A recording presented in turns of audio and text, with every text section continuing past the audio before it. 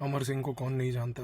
सबसे महत्वपूर्ण नेता समाजवादी पार्टी का, जिसने समाजवादी पार्टी के अंदर एक नई जान फूंकी थी, एक उसको सेक्स अपील दी थी और उसी पार्टी में बॉलीवुड को जोड़ा था।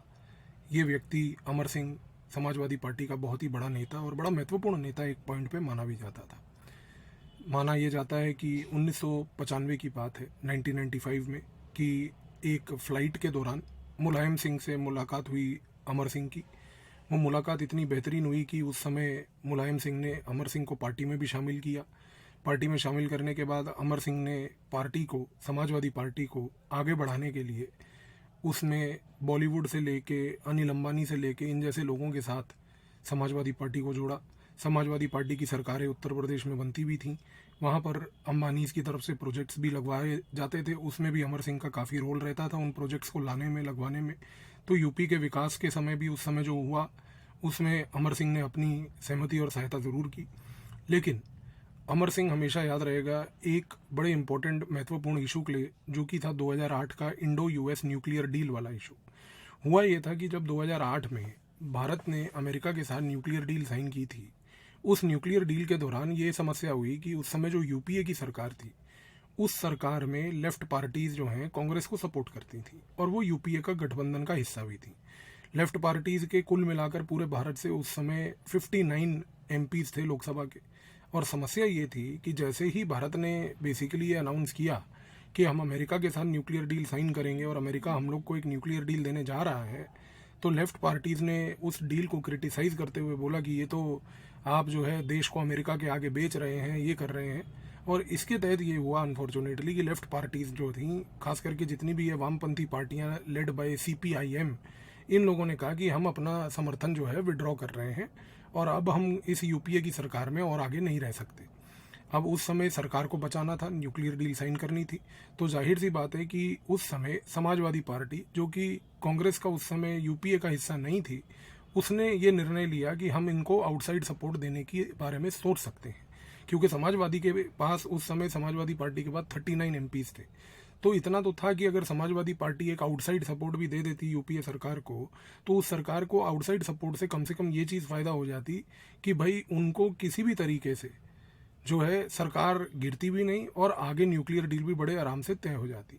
अब दिक्कत क्या थी? दिक्कत सबसे बड़ी ये थी कि लेफ्ट पार्टियां, यानी कि जो वामपंथी पार्टियां थीं, इनका और समाजवादी पार्टियों का रिश्ता बड़ा गहरा था।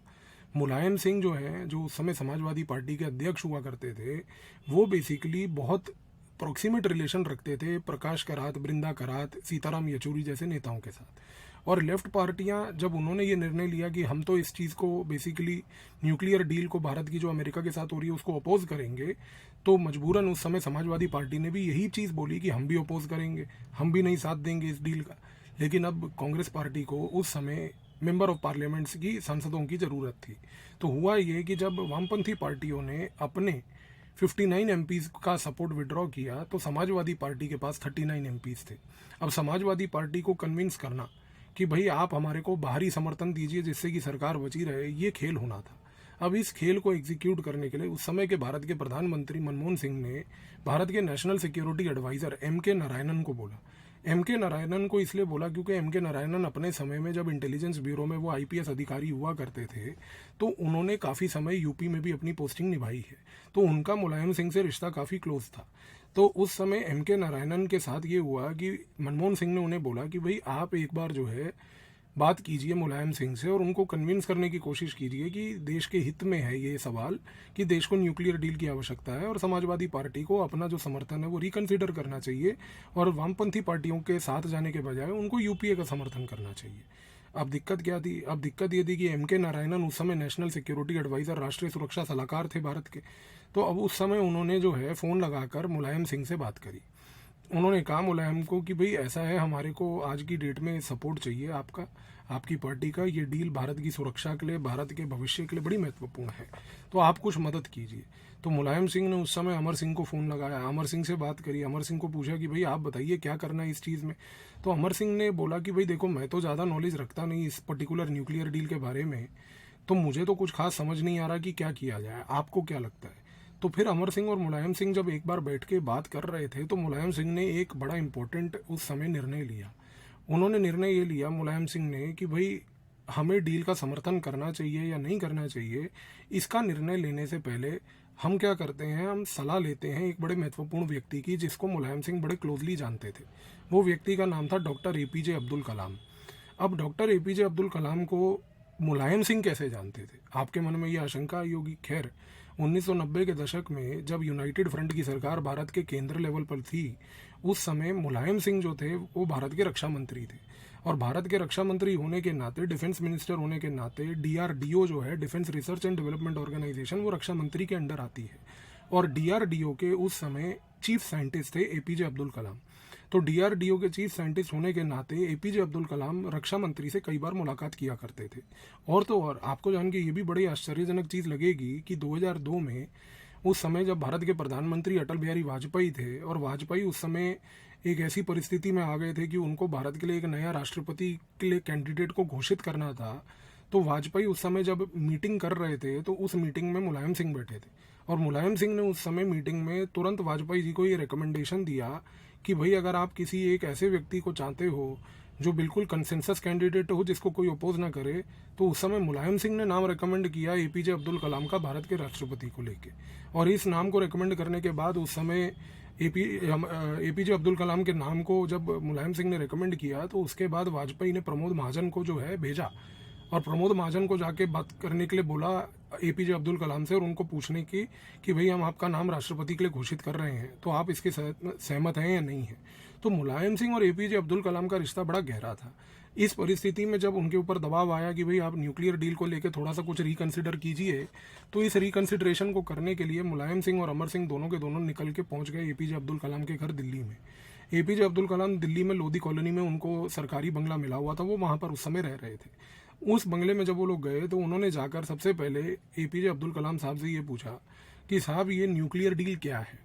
एपीजे अब्दुल कलाम, क्योंकि जिस प्रकार के वो व्यक्ति थे आप सभी जानते हैं, उन्होंने बड़े ही साधारण स्पष्ट भाषा में मुलायम सिंह और अमर सिंह को समझाया कि भाई ये डील एक ऐसी डील है जिससे कि भारत की ऊर्जा की जो रिक्वायरमेंट है, भारत की सुरक्षा के लेवल पे खास करके जो परमाणु बम की रिक्वायरमेंट है, ये दोनों में हमारे भारत के लिए मदद करेगी। अच्छा, सबसे बड़ी बात, उसी समय मुलायम सिंह ने ये बात एपीजे अब्दुल कलाम से उसी मीटिंग के दौरान पूछी कि भाई भारत को अमेरिका से ही क्यों, और किसी देश से क्यों नहीं। तो उस समय फिर से एपीजे अब्दुल कलाम ने समझाया कि भाई देखिए अमेरिका जो है उसके पास ग्लोबल लेवल पर न्यूक्लियर टेक्नोलॉजीज जो है उसमें सबसे ज़्यादा माहिरता हासिल की है उसने। तो अमेरिका अगर आज की डेट में ये प्रकार की डील अगर हमें दे रहा है, तो अमेरिका इससे ज़्यादा सुपीरियर टेक्नोलॉजी पूरे वर्ल्ड में और विश्व तौर पर कोई नहीं रखता है, तो ये भारत के लिए एक अच्छी चीज़ है। इस पॉइंट को सुनने के बाद मुलायम सिंह के माइंड में ये बात आई कि ठीक है चलो अमेरिका। लेकिन फिर उस समय उन्होंने पूछा, मुलायम सिंह ने पूछा कि भाई क्या भारत के पास कुछ ऐसा मटेरियल नहीं है कि मतलब हमें न्यूक्लियर डील के बाद ही वो मटेरियल मिलेगा। तो एपीजे अब्दुल कलाम ने एक बड़ी महत्वपूर्ण बात बोली, उन्होंने कहा देखो भारत के पास थोरियम के रिजर्व बहुत है, हमारे पास यूरेनियम के रिजर्व नहीं है, और थोरियम को बनाने की टेक्नोलॉजी हमारे पास नहीं है। तो न्यूक्लियर डील के तहत हमें यूरेनियम मिलेगा और साथ में थोरियम को प्रयोग करने की टेक्नोलॉजी मिलेगी। तो इस पूरी मीटिंग के दौरान एपीजे अब्दुल कलाम ने एक निष्पक्ष तरीके से मुलायम सिंह को और अमर सिंह को कन्विंस कर दिया कि देखिए भारत के लिए ये न्यूक्लियर डील बड़ी महत्वपूर्ण है और आपको ये चीज़ के साथ समर्थन देना चाहिए अगर आप भारत का विकास चाहते हैं। पर अब समस्या ये थी कि भाई मुलायम सिंह जो है उसी मीटिंग से उन्होंने फ़ोन लगाया M.K. नारायणन, राष्ट्रीय सुरक्षा सलाहकार, नेशनल सिक्योरिटी एडवाइज़र को। उन्होंने बोला कि भाई हम कन्विंस तो हो गए हैं, लेकिन अब दिक्कत ये है कि हम लोग पहले तो अनाउंसमेंट कर चुके थे वामपंथी पार्टियों के साथ कि भाई हम तो इस डील को अपोज कर रहे हैं। अब हम अगर यहाँ पर खड़े होकर बोल दें कि नहीं हम डील का समर्थन कर रहे हैं तो हमें तो लोग मूर्ख मानेंगे। तो उस समय M.K. नारायणन ने मनमोहन सिंह से फ़ोन किया और उनको बताया कि मनमोहन जी ऐसी समस्या आ रही है। तो मनमोहन जी ने उस समय एक रिकमेंडेशन दिया। मनमोहन सिंह ने उस समय फ़ोन लगाकर एपीजे अब्दुल कलाम से बात करी, और जब मनमोहन सिंह ने बात करी तो उन्होंने एपीजे अब्दुल कलाम को बोला कि आप इस मीटिंग में खुद वहाँ पर रहिए, ताकि आपके वहाँ रहने के बाद मुलायम इस मीटिंग में ये बात सही तरीके से कह पाएँ कि भैया हमने एक निष्पक्ष साइंटिस्ट से बात करके ये चीज़ को समझाए कि भारत के लिए ये डील महत्वपूर्ण क्यों है, और इनके रिकमेंडेशन के बेसिस पे हम जो है ये डील को आगे बढ़ाना चाहते हैं और भारत की सरकार का समर्थन करना चाहते हैं। ये चीज़ हुई। प्रेस कॉन्फ्रेंस में उस समय मुलायम सिंह, अमर सिंह के साथ साथ एपीजे अब्दुल कलाम को भी वहाँ पर बिठाया गया, और पूरे तरीके से ये बात स्पष्ट करके भारत की जनता के सामने रखी गई कि भाई भारत के विकास के पर्पज से ये न्यूक्लियर डील आवश्यक है और समाजवादी पार्टी इस निर्णय को एक्सेप्ट करती है और भारत सरकार को एक बाहरी समर्थन देने के तहत यूपीए की सरकार के साथ अपने जो 39 एमपीज हमारे हैं उन एमपीज में हम बेसिकली न्यूक्लियर डील को आगे बढ़ाएंगे। यहाँ तक तो ये चीज़ सारी बढ़िया थी, लेकिन समस्या कब आई? समस्या तब आई कि जब न्यूक्लियर डील साइन हो गई, सब कुछ हो गया, उसके बाद CNN IBN ने इस न्यूक्लियर डील के दौरान एक स्टिंग ऑपरेशन किया था। CNN IBN एक टीवी चैनल था, उसने स्टिंग ऑपरेशन में ये पता लगाया था कि जब ये डील के बारे में समाजवादी पार्टी मान चुकी थी कि हम जो है इस डील के लिए आगे जाएंगे, तो उस समय ये हो रहा था कि भाई अमर सिंह जो है दूसरे नेताओं को फ़ोन कर करके ऑफ़र दे रहे थे और उस समय वो ऑफ़र ये दे रहे थे कि भाई आप जो है सरकार के पक्ष में वोट डाल दीजिए, हम आपको कैश पहुंचा देंगे। तो वो कैश फॉर वोट स्कैम का जो पूरा स्टिंग ऑपरेशन था वो बेसिकली CNN IBN वालों ने कंडक्ट किया। अच्छा, अब सबसे बड़ी बात ये है कि उस CNN IBN के स्टिंग ऑपरेशन में अमर सिंह का कहीं पर भी चित्र नहीं दिखा। अमर सिंह की आवाज़ भी जो है बहुत ही ज़्यादा कहीं पर भी उस स्टिंग ऑपरेशन में रिकॉर्ड नहीं हुई, जिससे कि एविडेंस तौर पर ये प्रूव होगी वो बात अमर सिंह ही कर रहा था। लेकिन जो व्यक्ति लोग आपस में एक दूसरे से बात कर रहे थे वो लोग अमर सिंह का नाम ले रहे थे। तो स्टिंग ऑपरेशन में अमर सिंह खुद डायरेक्टली कहीं इन्वॉल्व नहीं थे, लेकिन उनके बिहाफ पे जो वो नाम लेके उनका कि भाई अमर सिंह जी से बात हो गई है, आप जो है ये कर लीजिए, वोट दे दीजिए, आपको पैसा पहुंच जाएगा। अब वो स्टिंग ऑपरेशन जब रिलीज हुआ तो उससे एकदम हड़कंप मच गया देश में कि भाई न्यूक्लियर डील को बचाने के लिए सरकार ने तो कैश फॉर वोट स्कैम किया है, यहाँ पर लोगों के वोट खरीदे हैं, एमपीओं के, सांसदों के। तो इस पर्टिकुलर चीज़ को इन्वेस्टिगेट करने के लिए उस समय की सरकार यूपीए ने भारत में पार्लियामेंट के अंदर एक कमेटी बिठाई। उस कमेटी के चेयरपर्सन थे we Kishore Chandra Dev. We किशोर चंद्र देव जो हैं वो कांग्रेस पार्टी के एक एमपी थे अराकू से। इनके लीडरशिप में वो कमेटी बिठाई गई, सारे रिकॉर्ड्स को एग्जामिन किया गया। रिकॉर्ड्स में ये बात पाई गई कि भाई अमर सिंह खुद तो कहीं पर ना दिखे हैं, ना ही उनकी कोई कॉन्वर्सेशन है जो कि लीक हुई है या विजिबल हुई है, और सबसे बड़ी बात उनका नाम का प्रयोग जरूर हुआ है लेकिन वो खुद तो कहीं पर भी इन्वॉल्व नहीं थे। तो इस प्रकार से क्या हुआ कि भाई उनको इस कमेटी ने, जो वी किशोर चंद्र देव जी जो हैंडल कर रहे थे, उस कमेटी ने बेसिकली अमर सिंह को एक क्लीन चिट दे दी।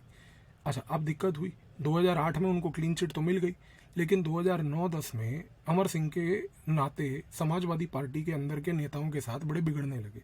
समाजवादी पार्टी के अंदर दो बड़े ऐसे नेता थे जो बेसिकली अमर सिंह को पसंद नहीं करते थे। उसमें से एक था आजम खान और दूसरा था अखिलेश यादव। अखिलेश यादव उस समय बाहर से पढ़ के आए थे। बाहर से पढ़ के आने के बाद क्या है कि उनको पसंद नहीं था, वो चाहते थे कि भाई पार्टी का कमान पापा के बाद हमको मिले। और समस्या ये थी कि भाई उनका अमर सिंह का जो डैडी के साथ, उनके मुलायम सिंह के साथ जो संबंध थे और जिस तरीके से वो पार्टी पे अपना दबदबा बनाते थे, अखिलेश को और आजम खान को, दोनों को ये चीज़ पसंद नहीं थी। आजम खान के बीच में और समाजवादी पार्टी के लीडर मुलायम सिंह के पुत्र अखिलेश यादव के बीच में भी काफ़ी अनबन हुआ। अनबन ये था कि अखिलेश यादव ये चाहते थे कि भाई पिता के बाद पार्टी का कमान हमारे हाथ में आए, लेकिन आजम खान ये चाहते थे कि भाई पार्टी हमने बनाई है, हम तो ग्रास रूट के नेता हैं, तो पार्टी का कमान हमारे हाथ में आए। और वहीं पर चाचा जी भी थे। चाचा जी चाहते थे, मुलायम सिंह के जो भाई थे, कि भाई पार्टी का कमान हमारे हाथ में है। तो पार्टी अंदर से बड़ी बिखरी हुई थी।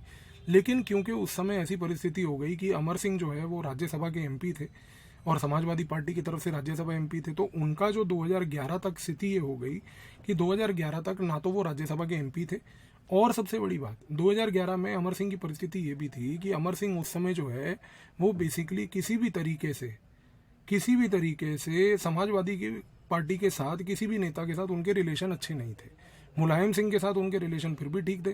तो समाजवादी पार्टी के रिश्ते उनके क्योंकि खराब हुए आजम खान के साथ और साथ में अखिलेश यादव के साथ, एक पॉइंट तो ये आ गया था 2011 में कि उनको तो पार्टी की मेंबरशिप से निलंबित कर दिया था। तो 2011 में आप देखिए कि उस समय अमर सिंह ना तो सांसद थे राज्यसभा के, ना ही समाजवादी पार्टी के एक एक्टिव मेंबर भी थे। तो एक प्रकार का संन्यास ले लिया था। अच्छा, 2011-12 जो है भारत की राजनीति में आप जानते हैं कि बड़ा एक दिलचस्प पीरियड भी था, क्योंकि उस समय बड़े सारे मैन्युफैक्चर्ड प्रोटेस्ट शुरू होने लगे थे। 2013 तक तो वो मैन्युफैक्चर्ड प्रोटेस्ट मतलब रामलीला मैदान पर वो लेटा हुआ एक आदमी, आपको सबको पता है वो चित्र, पैसे खा के जो हुए थे वो सारे प्रोटेस्ट, वो प्रोटेस्ट का सीड जो है 2011 से स्टार्ट हुआ था। तो 2011 में एक पूर्व इलेक्शन कमिश्नर जो थे जिनका नाम था JM लिंडो, उन्होंने एक इनिशिएटिव चलाया था, इंडिया रेजुविनेशन इनिशिएटिव करके। अब वो इंडिया रेजुविनेशन इनिशिएटिव JM लिंडो ने क्या किया, उन्होंने जाकर सुप्रीम कोर्ट में एक PIL डाल दी। उन्होंने सुप्रीम कोर्ट में जाकर ये बोला कि भाई पुलिस को बोला जाए कि ये अमर सिंह का कैश फॉर वोट स्कैम जो है, ये भ्रष्टाचारी के स्कैम को जो है पूरा का पूरा इन्वेस्टिगेट किया जाए। अब उस समय भारत के गृह मंत्री थे पी चिदम्बरम। तो पी चिदम्बरम ने क्या कहा? पी चिदम्बरम को दबाव के कारण ये हुआ कि उन्होंने दिल्ली पुलिस को, जो उनके कंट्रोल में थी, दिल्ली पुलिस को बोला कि भाई अमर सिंह के ऊपर इन्वेस्टिगेशन की जाए। अब दिल्ली पुलिस ने जब इन्वेस्टिगेशन चालू करी तो अमर सिंह बड़े निराश हुए। उन्होंने जाकर कांग्रेस की प्रेसिडेंट सोनिया गांधी जी से भी बात करी, बट सोनिया गांधी जी ने बोला कि भाई हम तो कुछ नहीं कर सकते इसमें। अब चिदम्बरम जो है, जिसके हाथ में दिल्ली पुलिस थी, उन्होंने बेसिकली क्या किया कि भाई इन्वेस्टिगेशन शुरू करा दिया। अब जब इन्वेस्टिगेशन शुरू हुआ तो अमर सिंह को ये चीज़ बिल्कुल पसंद नहीं आई कि भाई कांग्रेस पार्टी को बचाने का काम मैंने किया, उस पार्टी की सरकार गिरने वाली थी, उसको रोकने का काम मैंने किया, साथ ही में समाजवादी पार्टी के जो है 39 एमपीज़ का सपोर्ट हमने दिलवाया, और वो सारी चीज़ें ये लोग कैसे भूल गए। खैर, इन्वेस्टिगेशन हुई। इन्वेस्टिगेशन के बाद अमर सिंह को इवेंचुअली जेल जाना पड़ा। जब वो जेल गए अमर सिंह, तो उनको पता चला कि भाई एक सांसद की ज़िंदगी, एक वो ज़िंदगी जिसको वो जी रहे थे, और एक जेल की ज़िंदगी में बहुत फ़र्क है। अच्छा, सबसे बड़ी बात कि जब वो अमर सिंह जेल गए तो उनको तिहाड़ जेल में रखा गया दिल्ली के। जब वो तिहाड़ जेल पहुंचे तो पहले दिन के बाद अगले दिन जब वो सुबह उठे तो वहाँ पर उनके सामने एक उनका पुराना मित्र, जो इवेंचुअली उनका एक एनिमी बन चुका था, वो दिखा। और उस व्यक्ति का नाम था करीम मोरानी। करीम मोरानी बेसिकली बॉलीवुड में एक बहुत बड़ा नाम था। वो जी टीवी पे कई शोज़ को ऑर्गेनाइज करता था, होस्ट करता था। शाहरुख खान के साथ बड़ा क्लोज रिलेशन था करीम मोरानी का। अच्छा, हुआ क्या था कि एक बार 2004 की बात है, 2004 में अमिताभ बच्चन को लेके बेसिकली साथ में अमर सिंह जो हैं, ये दोनों एक फंक्शन अटेंड करने गए थे जी टीवी का। अमर सिंह के नाता और अमर सिंह के रिश्ते बॉलीवुड में, आप कोई भी नेता का नाम ले लीजिए, उनके रिश्ते वो उस नेता के साथ हमेशा से अच्छे थे। तो जाहिर सी बात है कि बच्चन फैमिली के साथ उनके रिलेशन काफ़ी स्ट्रॉन्ग थे। 2004 में करीम मोरानी ने बोला कि भाई एक प्रोग्राम है, शाहरुख खान होस्ट कर रहा है। शाहरुख खान के इस प्रोग्राम को होस्ट करने के टाइम पे करीम मोरानी ने अमर सिंह को रिक्वेस्ट किया कि आप भी आइए और साथ में बच्चन साहब को भी लेके आइए। 2004 में बॉलीवुड में बड़ा तनाव चल रहा था। बॉलीवुड में तनाव ये चल रहा था कि बॉलीवुड में उस समय बेसिकली शाहरुख खान का राइज बड़ा अग्रेसिव हो रहा था। और वो राइज अग्रेसिव होने के कारण क्या है कि बच्चन जो है, अमिताभ बच्चन का डिक्लाइन हो रहा था। और अमिताभ बच्चन का जो पुत्र है अभिषेक बच्चन, वो बेचारा रॉकेट लॉन्चर की तरह लॉन्च होने की कोशिश कर रहा, लेकिन नहीं हो पा रहा था। तो दिक्कत क्या थी? दिक्कत सारी ये थी कि वैसे भी शाहरुख और अमिताभ बच्चन के बीच में तनाव बना हुआ था। अच्छा, अब 2004 में जब करीम मोरानी ने शाहरुख खान के बिहाफ पे अमर सिंह को और अमिताभ बच्चन को उस जी टीवी के फंक्शन के लिए बुलाया, तो ये दोनों गए। अब जब ये फंक्शन पे गए तो वहाँ पर क्या हुआ कि अमिताभ बच्चन और अमर सिंह दोनों को जो सीट अलोकेट की गई वो 10वें रो में थी। अब भाई ये दो बड़े लोग हैं, और अमिताभ बच्चन है भाई, बॉलीवुड के एक समय राजा थे, जो मर्जी आप कह लीजिए। एक्टिंग में कम से कम आज की डेट में जो हमारे आज की डेट के वो बेवकूफ़ किस्म के जो एक्टर्स हैं, कम से कम उनसे तो करोड़ गुना बेटर एक एक्टर का रोल उन्होंने हमेशा निभाया है। आप उसको तो कभी डिनाई नहीं कर सकते। तो अमिताभ बच्चन जैसे व्यक्ति को 10वें रो में बिठाना एक अपमानजनक बात थी। और जब वो 10वें रो तक बैठे रहे, जब अमर सिंह ने उस समय करीम मोरानी को बुला के भी बोला कि यार तुम्हें शर्म नहीं आ रही कि हमें 10वें रो में तुमने बिठाया, तो उसने फिर आगे के पहले रो में बैठे हुए लोगों को बोला, अरे सुनिए, आप उठ जाइए, आप पीछे चले जाइए। ये चीज़ जब अमिताभ बच्चन साहब ने देखी तो बच्चन साहब ने बोला कि नहीं भाई, हमें आगे आना ही नहीं है। और अमिताभ बच्चन और साथ में अमर सिंह उस पर्टिकुलर जी टीवी के शो को तुरंत छोड़कर वो वहीं से निकल लिए। उसके बाद जाहिर सी बात है कि उनके रिश्ते शाहरुख खान से, करीम मोरानी से और ख़राब हुए। लेकिन आप सोचिए कि जेल होता है, एक ऐसी जगह होती है जहाँ पर आपको पता नहीं कि आपके सामने कौन खड़ा हो। और अमर सिंह जिस दिन जेल का दूसरा दिन था, दूसरे दिन में उनके सामने वहाँ पर खड़े थे और कोई नहीं बल्कि करीम मोरानी। उन्होंने भी बातचीत करी, थोड़ा बहुत पुरानी कुछ यादें ताज़ी हुई, तो उनको समझ आया कि जेल कोई जेल नहीं है, एक आसान काम नहीं है जीना यहाँ पर। अच्छा, अमर सिंह के साथ समस्या एक ये भी थी कि वो किडनी के मरीज थे, उनकी किडनी के अंदर डायलिसिस की प्रॉब्लम थी। वो डायलिसिस की प्रॉब्लम के कारण क्या हो रहा था कि उनके डायलिसिस की ट्रीटमेंट करने के लिए डॉक्टर रमेश कुमार, जो कि भारत के सरकार के बड़े नेताओं के साथ भी जुड़े थे और उनका भी ट्रीटमेंट वो करा करते थे, और भारत के बहुत बड़े नेफ्रोलॉजी के एक्सपर्ट भी थे। तो डॉक्टर रमेश कुमार जो थे वो बेसिकली अमर सिंह का ट्रीटमेंट भी कर रहे थे, और सिंगापुर में उनका ट्रीटमेंट भी बेसिकली किडनी इशू को लेकर चल रहा था। अब दिक्कत ये थी कि भाई अमर सिंह जब जेल गए, क्योंकि उस समय ना तो वो समाजवादी पार्टी के लीडर थे, ना वो राज्यसभा एमपी थे उस समय, क्योंकि उनका आइसोलेशन इतना ज़्यादा हो गया था कि उस समय किसी ने उनका साथ नहीं दिया। उस समय अमर सिंह को उम्मीद थी कि यार कम से कम जेल में अगर मैं हूँ तो मेरे को अमिताभ बच्चन तो आए मिलने, नहीं आए। उस समय बॉलीवुड का कोई आदमी जो है अमर सिंह को मिलने नहीं आया, वो बहुत लोनली हो गए। साथ ही में सबसे बड़ी बात, अमर सिंह के जितने भी क्लोज नेता फ्रेंड्स वगैरह थे कोई नहीं मिलने आया, जितने वकील लेवल पे उनके फ्रेंड्स थे वो नहीं मिलने आए। और सबसे बड़ी बात, अमर सिंह का केस उस समय जब वो जेल में गए, कोई केस लड़ने के लिए वकील भी रेडी नहीं था। वो भी चाह रहा था कि भाई क्यों लड़े हम इस बंदे का केस। इनफैक्ट आप ये देखिए कि अमर सिंह की जो पत्नी थी, जब अमर सिंह खुद जेल में थे तो अमर सिंह की पत्नी ने उस समय सलमान खुर्शीद, एक बहुत बड़े माने जाने वकील हैं कांग्रेस पार्टी से जुड़े हुए, उनको फ़ोन किया कि आप मेरे पति का केस लड़ लीजिए। आप सोचिए कि सलमान खुर्शीद ने मना कर दिया कि भाई हम नहीं लड़ेंगे इनका केस। तो दिक्कत ये थी कि अमर सिंह उस समय बिल्कुल आइसोलेट हो गए। लेकिन अमर सिंह को रेस्क्यू करने के लिए एक लेडी आई, जो कि अमर सिंह के साथ उनका काफ़ी अच्छा नाता था, क्योंकि अमर सिंह ने उनको समाजवादी पार्टी के एमपी का टिकट रामपुर से दिलवाया था, और वो लेडी का नाम था जयप्रदा।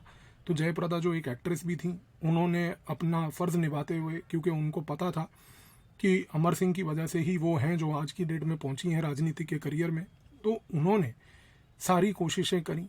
सारी कोशिशें करने के बाद वकील वगैरह हायर करके 4 दिन के बाद अमर सिंह को मेडिकल ग्राउंड्स पे बेल दिलवाई। तो अमर सिंह 4 दिन जेल में तो रहे, लेकिन उसके बाद जब उनको बेल मिली, बेल मिलने के बाद जब वो फाइनली एम्स हॉस्पिटल में दिल्ली में भर्ती हुए, तो एम्स हॉस्पिटल में भर्ती होने के बाद वहाँ पर उनसे मुलाकात करने बहुत लोग आए, लेकिन इनमें से एक भी व्यक्ति उस समय जेल में जब वो 4 दिन थे तब नहीं मिलने कोई आया। जब एम्स में ये पहुंचे तो उस समय भारत के विदेश मंत्री जो कि प्रणब मुखर्जी हुआ करते थे वो मिलने गए। दूसरी बात, उनको वहाँ पर मुलायम सिंह यादव खुद मिलने आए, और सोनिया गांधी, प्रियंका गांधी ने फ़ोन करके उनसे बातचीत भी करी एम्स में, उनका हालचाल पूछा। अमर सिंह को लेकिन ये चीज़ रियलाइज़ हो गई एम्स में अपने रहने के समय कि कौन अपना है कौन अपना नहीं है। लेकिन सबसे बड़ी बात ये थी कि अमर सिंह उस समय निराश अभी भी थे, निराशा ख़त्म नहीं हुई थी। निराशा इसलिए ख़त्म नहीं हुई थी क्योंकि वो जानते थे कि यहाँ पर कोई दोस्त, सच्चा दोस्त नहीं है।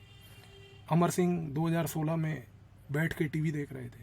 टीवी देखते देखते उनको एक चीज़ देखकर मुस्कुराहट हुई कि 2016 में पी चिदम्बरम के ऊपर उनकी डील्स को लेके उनके दौरान जो फाइनेंशियल धांधलियाँ हुई थी उसके ऊपर ईडी ने और सीबीआई ने कार्रवाई चालू करी।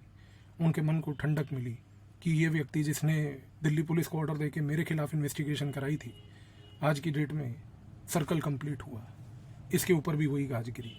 और 2017 में अमर सिंह को और खुशी तब मिली जब अमिताभ बच्चन और ऐश्वर्या बच्चन का नाम आया पनामा पेपर्स में, और पता चला कि कितनी फर्जी कंपनियां बना के करोड़ों रुपए की धांधली करके काला धन बाहर भेजने के लिए इन लोगों का नाम जो है उसमें इन्वॉल्व था। खैर वो सारा पन्ना पनामा पेपर्स का दबा दिया गया, उसमें जितने लोग थे कोई कार्रवाई हुई नहीं, क्योंकि काला धन तो भारत में है ही नहीं, आप जानते ही हैं। तो आज की डेट में 2017 में भी अमर सिंह को ये चीज़ देख के बड़ी खुशी मिली कि अमिताभ बच्चन के साथ भी वही हुआ, क्योंकि अब उसको समझ आ रहा होगा कि किस तरीके से आज वो अकेला पड़ गया है 2017 में जब उसका नाम पनामा पेपर्स में आया। तो बात ये है कि ये राजनीति है, ये ऐसे ही चलती है। हमेशा आप एक ऊपर के ग्राफ में नहीं रहेंगे, कभी ना कभी आपका ग्राफ नीचे आएगा, और जब नीचे आएगा तो बहुत नीचे आएगा, और अगर ऊपर गया तो बहुत ऊपर जाएगा। ये कहानी थी अमर सिंह की। आई होप आपको अच्छी लगी होगी। आने वाले समय में और ऐसी दिलचस्प कहानियाँ आपके लिए मैं लेते हुए आऊँगा। धन्यवाद।